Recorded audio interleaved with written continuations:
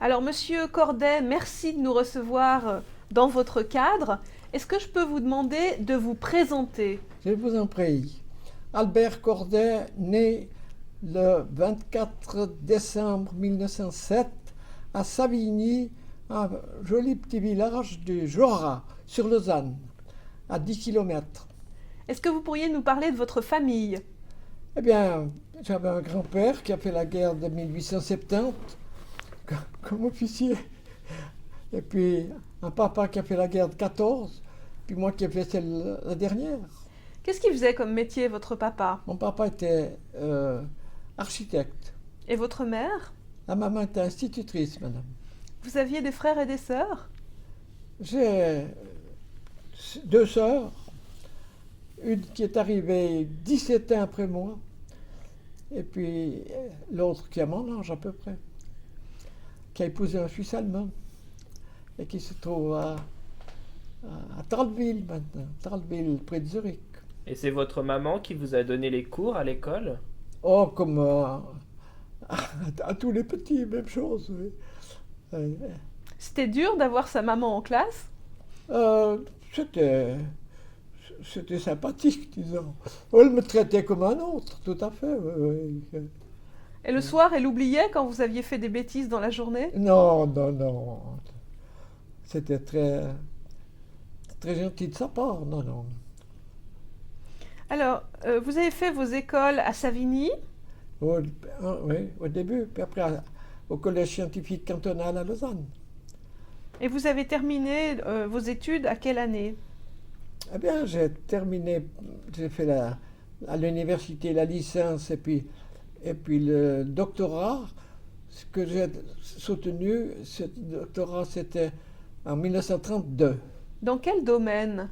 Dans le domaine physique, physique plutôt, oui. Oui. Vous Le, étiez un scientifique. oui. Le titre, c'était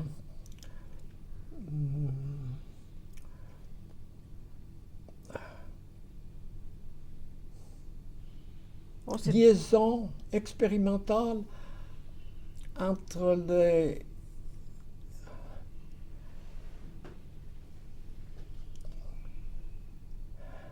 Non, mais c'est pas grave. C'était en sciences Attendez, physiques. je me rappellerai entre les- Il y avait magnétisme, magnétique. euh, le ferromagnétisme des, du nickel, et puis le titre exact, ça doit être liaison expérimentale entre Ouais, mais ça fait rien, c'est pas je me grave, rappelle hein. C'était en quelle année, ça? J'ai quand même 93 ans, puis je ne me rappelle plus. C'était en quelle année? C'était en 1932, madame. Vous faisiez partie d'une association d'étudiants? Oui, j'étais helvétien, c'est-à-dire la casquette rouge à Lausanne. Qu'est-ce qu'on faisait quand on était helvétien? Comment? Qu'est-ce qu'on faisait quand on était Eh helvétien? bien, c'était convivial, on se trouvait à d'autres moments, puis surtout le soir, le vendredi soir. Vous aviez un shtam? On a un stam, oui, à la rue Pierre-Viret. Ouais, c'est du beau temps, ça. J'ai oublié, il y a longtemps. Pourquoi c'était du bon temps? Oh, parce que on était jeunes, et puis on fraternisait. C'était sympathique, très sympathique. Oui. Est-ce qu'on discutait politique entre étudiants? Non, entre étudiants. Pas à ce niveau. Plus tard, c'est arrivé, mais à ce niveau, on ne parlait pas politique. Non. Est-ce qu'on s'intéressait à ce qui se passait en Europe dans les années 30? Oui, c'est sûr, comme tout le monde, hein, dans les années 30. Oui. Est-ce que vous avez des souvenirs notamment de la montée du nazisme? Comment est-ce que vous avez ressenti l'arrivée d'Hitler au pouvoir? Eh bien, c'était angoissant, comme tout le monde. Ouais. On n'y pensait pas beaucoup, on était encore dans la jeunesse. Puis, on a commencé le militaire qui nous obligeait, évidemment, avec raison, à suivre euh, les événements. On était en souci comme tout le monde. Il y avait des soucis d'alimentation aussi. Oh, c'était pas grave, mais c'était délicat quand même. Dans les années 30, il y avait du chômage. Enfin, il y avait du manque d'emploi, non? Il y avait une crise. Non, parce qu'il y avait le militaire, années 30 peut-être, Ouais. oui. Oui, je ne me suis pas aperçu, j'étais jeune, j'avais 23 ans seulement, hein. Et vous avez trouvé un travail tout de suite? Oui, j'ai pu enseigner pendant toute ma carrière, enseigner les mathématiques puis les sciences. Mais j'ai été pendant 10 ans, qui était merveilleux pour moi. C'était le collège d'Aubonne, un petit collège communal, où j'avais les sciences et les mathématiques. Et puis ensuite, au collège scientifique cantonal, j'avais seulement les mathématiques. Mais cette vie dans les petits collèges comme ça, c'est remarquable. Il y avait garçons et filles de tous les âges. En septembre 1939, il y a la guerre qui se déclenche. Ouais. Est-ce que vous vous souvenez du jour de la déclaration de guerre, où vous étiez, ce que vous faisiez? Oui. J'ai fait mon service militaire. Sitôt qu'on a fini les écoles, c'était à Saint-Sergue. Vous avez été mobilisé à Saint-Sergue, J'étais mobilisé à Saint-Sergue, oui. Et dans puis, une troupe de couverture frontière. troupe frontière, oui. Voilà, à la compagnie 1 217. C'était une compagnie qui était formée des gens des environs, hein. On les avait poussés simplement à Saint-Sergue, à la cure. Et quel était le rôle d'une troupe de couverture frontière à l'époque? Oh bien, il y avait des fortins le long de la route de Genève. Et puis alors chez nous, là-bas, c'était des fortins fabriqués par les hommes eux-mêmes. C'était, je me rappelle, les mitrailleurs avaient arrangé un sapin très haut. Et puis les farceurs, parce qu'on devait les contrôler, ils devaient être à la pièce toujours. Et puis on a contrôlé en montant. Alors, s'ils n'étaient pas à la pièce, prêts à tirer, alors ils s'y mettaient vite. Alors, pour éviter ça, ils avaient créé un système électrique avec une lampe de poche, bref, un bruit quelconque. Et puis en marchant sur la première escalier, là-haut, alors ça sonnait. Et puis tout de suite, ils se mettaient en place. Et puis quand on arrivait, comme inspecteur, ces gens étaient tout à fait en ordre. Et puis, ils ont trouvé l'affaire. Ça fait qu'ils avaient mis, à la première marche, ils avaient mis un système électrique pour qu'ils soient avertis. Mais comme on le savait, alors, au moment de grimper, on sautait la première marche pour être sûr de voir dans quel état était le poste, hein. Et alors, vous l'avez trouvé dans quel état le poste? Eh bien, le poste était toujours en bon état, forcément. Mais même sans ça, on avait toute confiance en nos hommes. C'était remarquable. J'avais des documents ce matin, mais je crois que je n'étais plus ici. C'était un sous-officier qui me remerciait sur un tas de choses pour que les choses ont bien été, que c'était comme il pensait, hein. Comment était l'atmosphère entre les hommes? Est-ce qu'on Entre voyait... les hommes, c'était très très bien, toujours. Pendant toute la mobilisation, moi j'étais presque au dernier jour, c'était toujours très très bien. Et on avait confiance mutuellement avec les soldats. Il y avait une compagnie entière là-haut. Je pense qu'il y avait 120, 130 hommes là-bas. Et puis on était quatre officiers. Et puis on se tenait, c'est fou, hein. Oh, des beaux souvenirs. Ils sont tous morts maintenant. Et Il n'y a plus que moi. à Saint-Sergue, comment était la frontière? C'était des barbelés? Il y avait, oui, pas partout, mais à certains endroits, au bord de la route, c'est la route qui descend sur le pays du Gex. Ouais, alors, évidemment qu'il y avait des protections immédiates, mais sans ça, il n'y avait rien. Il y avait même un café à Saint-Sergue où, dans le café, donc à la cure, la frontière passait à l'intérieur du café. Vous vous Alors, rappelez de il y ce avait des café? tables qui étaient sur Suisse, puis les autres qui étaient sur France. Vous vous rappelez de ce café? Non. franco-suisse, je crois. Vous savez ça? Vous y êtes allé, là? Oui, moi je suis allée voir. Mhm. Ça Et- existe encore? Ouais. Et vous vous rappelez qu'il y avait des réfugiés qui essayaient de passer dans ce café? Non, pratiquement pas. On les voyait passer sur la route pour le pays d'Igex depuis le nord. Ils passaient assez proches. Et puis, on les voyait. C'était lamentable, souvent, parce qu'on sentait les gens pressés. Puis les Allemands n'étaient pas très loin. Alors le drôle, c'est que, c'est que les Allemands sont venus jusque chez nous. On n'a pas fait de démonstration. On dit bonjour en passant, c'est tout. Il y avait les Allemands, et puis peu de temps après, les Français sont venus pour entrer en Suisse. Il y avait le fort des Rousses, qui était habité par, qui était occupé par des troupes françaises. Et puis un jour, notre capitaine a reçu une demande officielle du fort des Rousses d'entrer en Suisse, enfin les soldats, les hommes entraient en Suisse. Et puis je crois qu'il y a eu discussion jusqu'à Berne. Et puis alors on a reçu l'ordre de les laisser entrer. Et puis depuis là, ils ont été évacués sur Saint-Cergue même, et puis sur Morges, et puis à l'Arsenal, je me rappelle, à l'Arsenal de Morges. Ouais. Et ils étaient dans quel état quand ils sont arrivés? Eh bien, ils étaient en assez bon état, assez bon état. Ils ne s'étaient même pas battus, je ne crois pas. Il y avait... je me rappelle qu'il y avait un chien. Il y avait un chien. On avait photographié ensuite. Oui, c'était les occupants du Fort des Rousses. Vous vous rappelez du grand hôtel de Saint-Cergue? Eh bien, je suis monté quelques fois, oui. Il y avait des soldats, des Suisses, donc, qui surveillaient le ciel.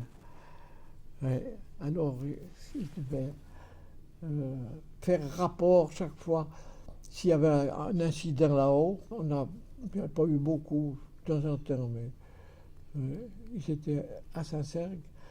Vous connaissez Saint-Cergue? Un petit peu, oui. Et dans le grand hôtel, il y avait aussi un camp de réfugiés, non? Au Grand Hôtel, non. Non. Il y avait personne. Nous étions dans les maisons voisines, et puis les soldats dormaient dans leur cadre qu'ils avaient fait eux-mêmes. C'était chez eux. Oui. Et vous, quel était votre rôle? Eh bien, c'était de surveiller si ils étaient prêts à tirer partout, puis creuser à un endroit ou l'autre, une autre région qui permettait mieux de survoler. Parce qu'on avait comme... Moi, j'avais 4 postes. Le premier, c'était la ligne du chemin de fer dans Saint-Cergue. Et puis alors, il fallait qu'il y ait quelqu'un en permanence. Je crois que c'était pas... Puis alors, on a vu les Allemands qui sont arrivés à proximité. Et là, est-ce que vous avez... On n'a pas fraternisé, mais ils étaient là. Et puis il devait... Je me rappelle que le chef devait redescendre tout de suite à la localité inférieure parce qu'il attendait des ordres. Et là, est-ce que vous avez eu peur que les Allemands franchissent la frontière et envahissent la Suisse? Eh bien, tout le monde, on y a pensé, mais enfin, il y aurait eu des dégâts, des coups de feu quand même. Surtout que vous étiez en première ligne, en fait. À toute première ligne, oui, puisque les deux parties sont arrivées à notre frontière, exactement. On était fiers d'être Suisses à ce moment. Qu'est-ce que ça voulait dire, on était fiers d'être Suisses? On était fiers d'être Suisses. Ah, Ouais. oui. Qu'est-ce que ça voulait dire, ça? Oui. Pourquoi on était fiers d'être Suisses? Eh bien, parce que on a l'impression, d'abord, qu'on a été très bien, pour moi, on a été très bien dirigé. Depuis le haut du Conseil fédéral, tout a été très bien fait. Il n'y a point de reproche à faire. Et le résultat était vraiment excellent pour nous. Enfin, pour nous, on aurait pu être victime, mais ça a très bien été. On était très contents. Pour moi, j'ai été très content des activités de nos chefs jusqu'au Conseil fédéral. Ça a été fait remarquablement bien. La preuve, c'est que tout s'est tellement bien terminé, tout en restant neutre. On a très bien fait les choses, c'est mon avis, je sais pas. Et le général Guisan, c'était qui pour vous? Eh ben, j'ai juste vu passer une ou deux fois, on saluait, c'est tout. C'était vraiment un chef remarquable. C'est ce qu'il fallait. Le seul qui aurait, enfin, un des seuls qui aurait fait qui les a faites, du reste, qui a bien fait les choses. Oui. Et votre femme qui était à la maison, elle avait déjà 3 enfants. Comment Ma est-ce femme avait, oui, elle avait aussi 3 enfants. Elle est restée à la maison. Oui. comment, Moi, comment- j'habitais au Bonn à ce moment-là. J'ai fait oui, 10 heures pour les sciences, donc scientifiques seulement, à Aubonne. Puis après, j'avais des mathématiques, mais plutôt au collège scientifique. Tandis qu'à Aubonne, j'avais les sciences et les mathématiques. Alors, ma femme habitait là-bas. On avait une maison avec... je me rappelle, on avait eu des émotions parce que j'avais un petit gosse de une année et demie, comme ça. Et puis chez nous, j'habitais à 20, il avait l'habitude de descendre en arrière, il marchait, puis alors il y avait un ferron, puis alors il se lâchait pour arriver sur ses jambes plus bas. Puis à l'appartement où je suis arrivé à Aubonne, c'était un balcon. Alors je l'ai attrapé juste, il s'est retourné pour se glisser sur le poisset, sur la barrière du balcon, et puis il serait tombé. Oh gosse. Et votre femme, elle ne travaillait pas, évidemment. Non, elle faisait le ménage, elle soignait ses 3 gamins. Hein. Oui, et vous arriviez à vivre avec votre solde. Militaire, Ouais. oui, il y avait, ça allait suffisamment. Et puis, évidemment, comme professeur, j'ai eu l'occasion d'avoir un traitement qui existait quand même, alors qu'on était au service. On Ah, n'était vous pas avez bien reçu. gros, mais enfin, ça allait bien. Ah, on vous a payé quand même pendant votre mobilisation. Ouais, on avait pendant ce temps, oui. Oui, puis alors, il n'y avait personne pour enseigner, hein, puisque j'étais parti. Alors comment ils ont fait? Alors, ensuite, ils ont mis des remplaçants, puisque j'étais presque toujours au service. Hein. Oui. Et pendant que vous étiez au service, est-ce que votre femme vous écrivait des lettres ou vous envoyait des colis? Non, il n'y avait pas besoin. Non, on avait suffisamment. Sincère, on mangeait avec la troupe, tout à fait. C'était suffisant, tout a très bien été, oui. Et qu'est-ce qu'on mangeait avec la troupe? Est-ce que vous vous souvenez de menus Le menu un peu campagnard, dans les dessus de Saint-Cergue, il y a des fermes, alors c'était bien. Et quels étaient vos contacts avec les villageois de Saint-Cergue? Eh bien, ils étaient contents de nous avoir, parce que le village était peu peuplé. Les dessus de Saint-Cergue s'appellent comment? Juste au-dessus. Rappelez pas. Hein? Est-ce qu'ils se sentaient protégés parce qu'il y avait une troupe pour les protéger en cas d'invasion allemande? Ah, ils se sentaient bien attendus, fraternisés, oui, oui, de tous côtés. Puis enfin, les soldats étaient eux-mêmes mobilisés à gauche et à droite. Alors il y avait surtout les habitants habituels, mais les soldats étaient au service partout. Dans toute la Suisse, on était mobilisés. Est-ce que vous avez dû aider un petit peu dans des fermes ou bien aider des gens dont justement les hommes étaient tous mobilisés? Oui, on leur demandait. Puis, de temps en temps, il y en a un ou deux paysans qui allaient donner un coup de main à gauche et à droite. Oui. Est-ce qu'il y avait des demandes de congés?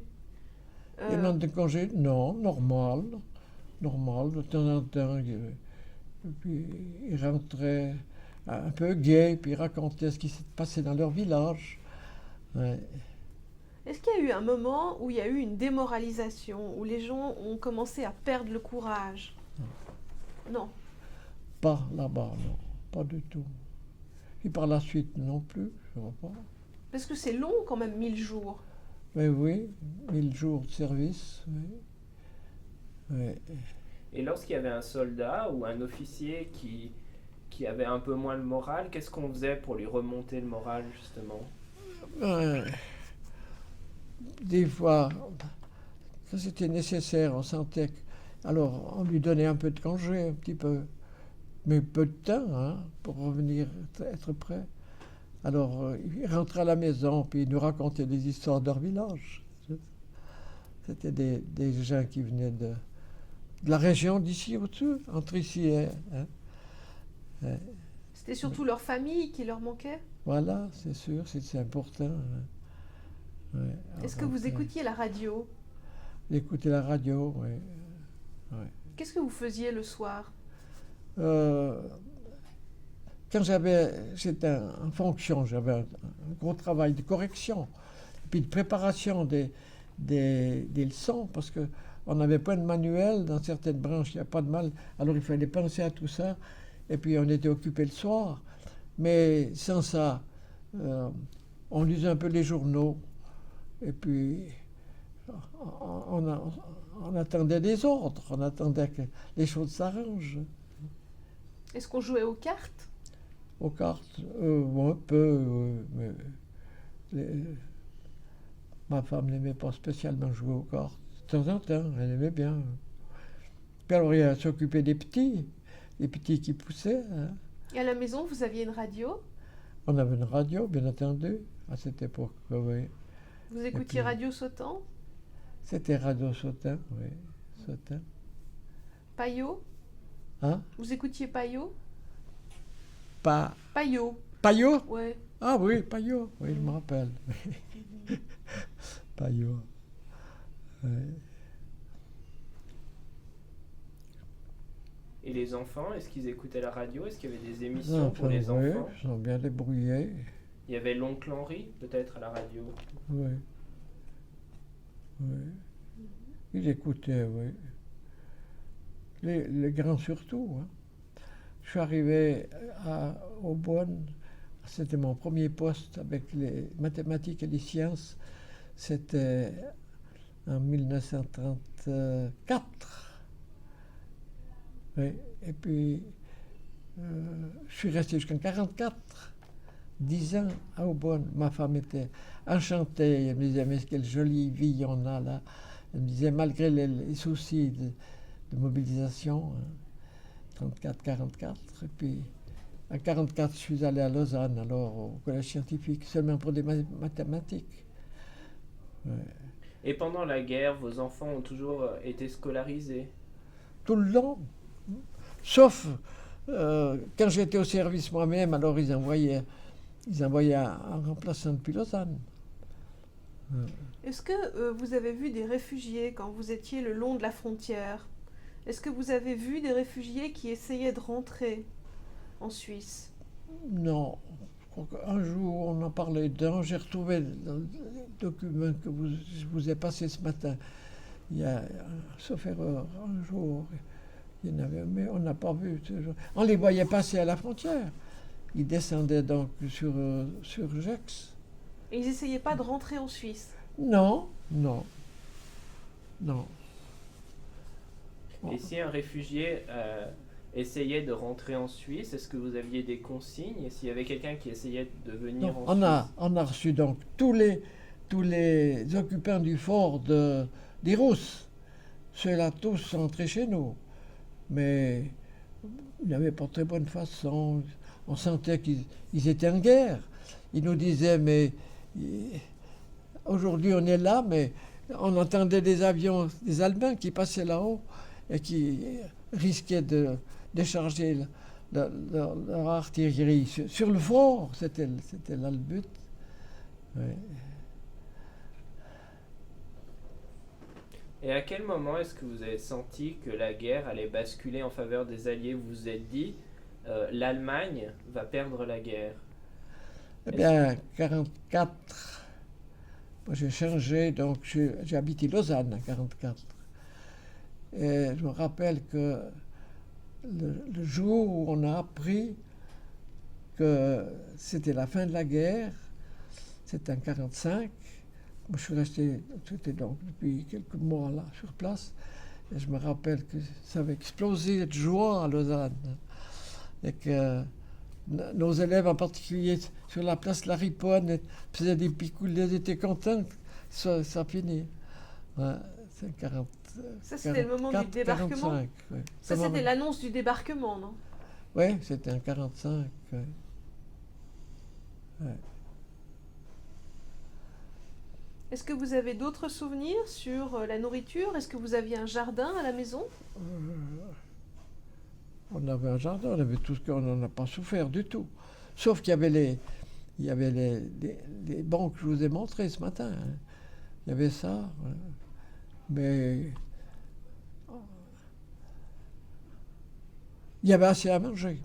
Chez nous, on n'a pas souffert du tout de la faim. Et du froid, est-ce qu'il y avait des problèmes de chauffage? Non, le chauffage, ça allait bien. À tout point de vue, on est sorti de cette affaire, mais de façon remarquable, grâce à ceux qui sont occupés de nous, dans le fond. Ouais. On a fait son boulot, on aurait pu rester là-bas. Les Allemands qui étaient à la frontière même auraient très bien pu, avec leurs mitrailleuses, qui étaient sur des automitrailleuses, essayer de passer chez nous. Et puis, heureusement pas. Oh, on aurait tiré, parce que les hommes étaient bien orientés, et puis bien dévoués. Ça devait jouer. On aurait eu des suites, bien entendu, parce que on avait un bataillon sur tout un front. Et à Saint-Cergue, il y avait une compagnie, c'est-à-dire 250 hommes.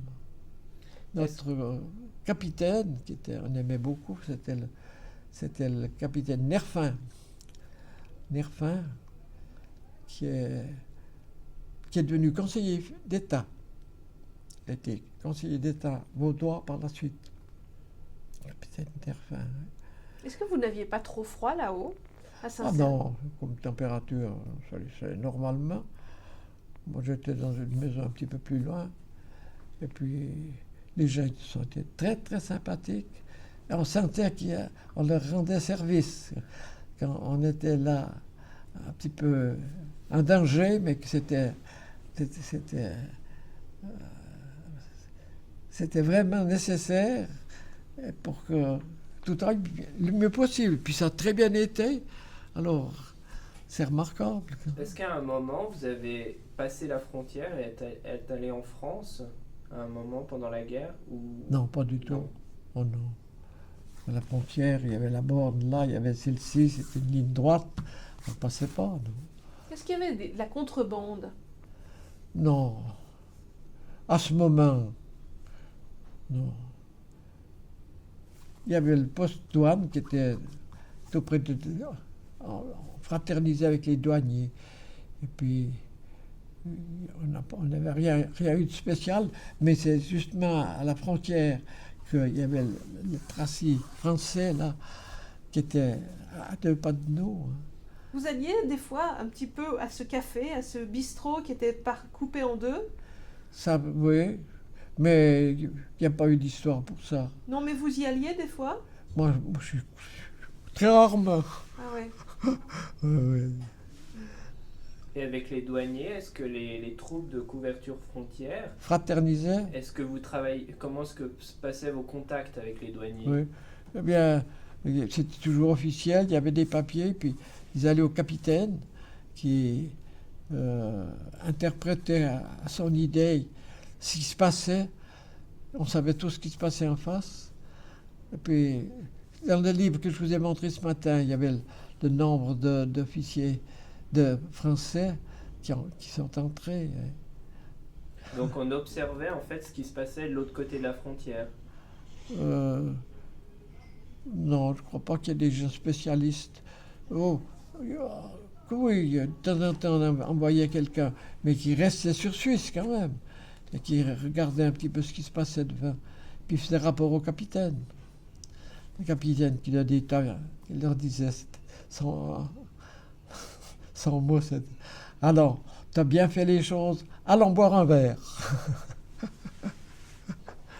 Il était très populaire, ce capitaine. Et puis je trame quand même, ça allait bien. Justement, il y avait une certaine discipline. Discipline militaire stricte, c'était les règlements, c'est comme ça doit se passer. Non, il n'y avait pas d'histoire. Oui. Et si on respectait pas cette discipline, qu'est-ce qui se passait? Ouais, ben, il se passait, tout le monde respectait.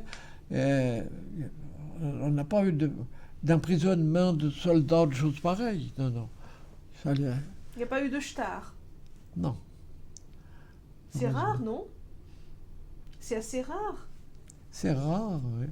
Non, ils étaient tous des habitants de la région. Ils se connaissaient.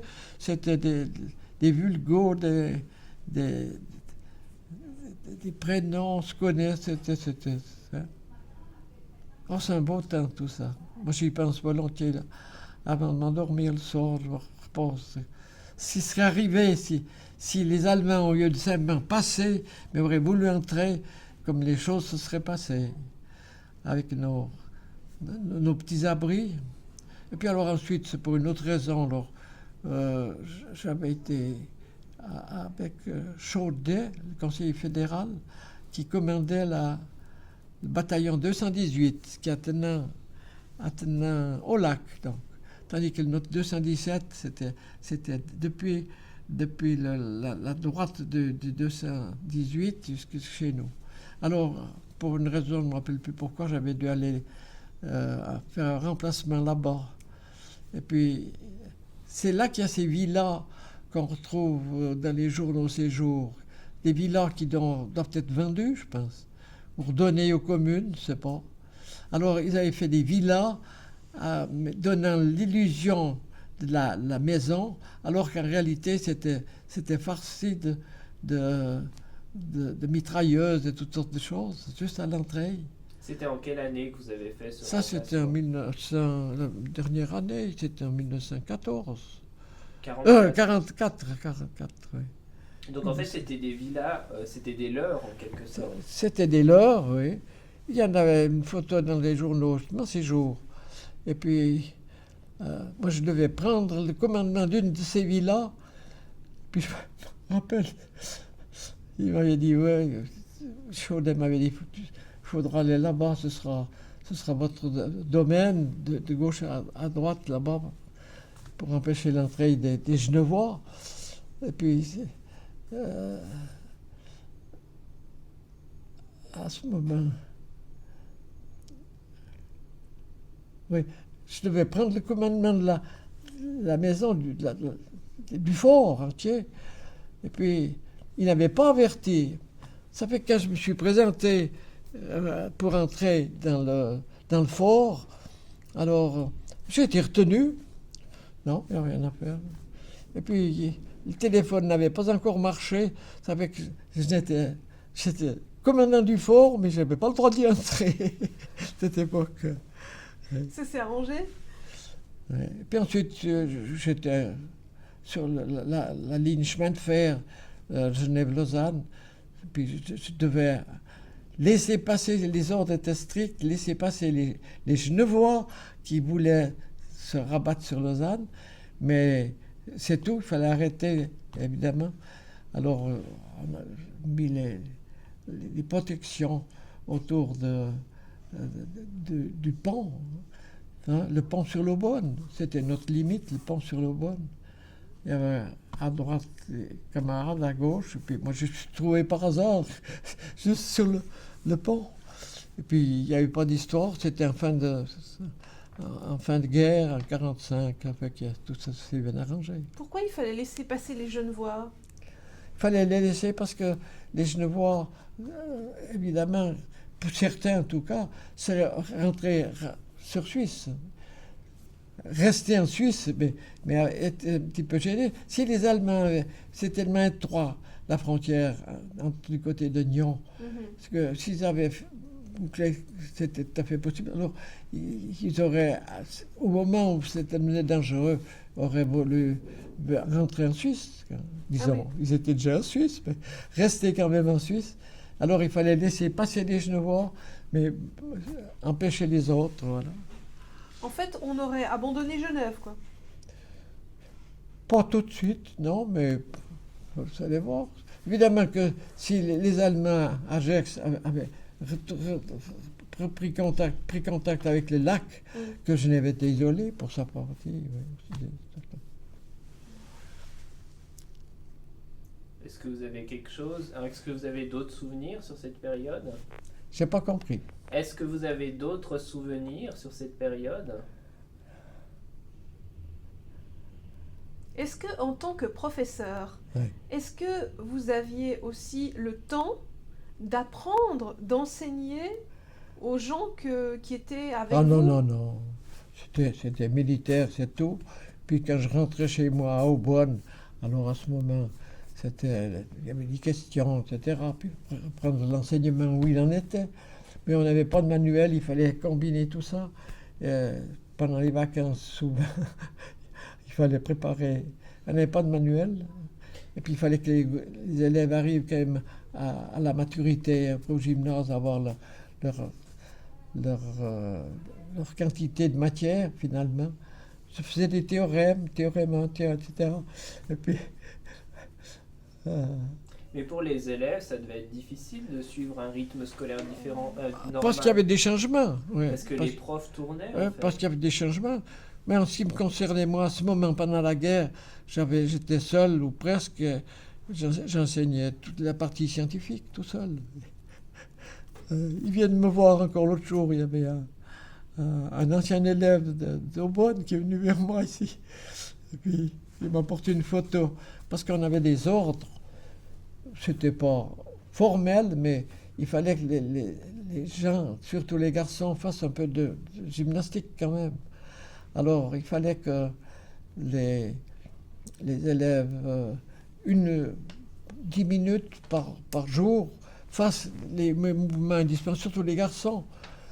Puis je me rappelle, j'étais au bord sur le perron, comme on dit, puis il y avait tout le monde, ils étaient 70 là, garçons et filles, et puis il fallait compter 1, 2, toujours les mêmes exercices, puis on faisait ça tous les matins pendant la guerre, et ça durait environ 10 minutes, une récréation entière, où tout le monde faisait sa gymnastique, puis moi j'étais seulement...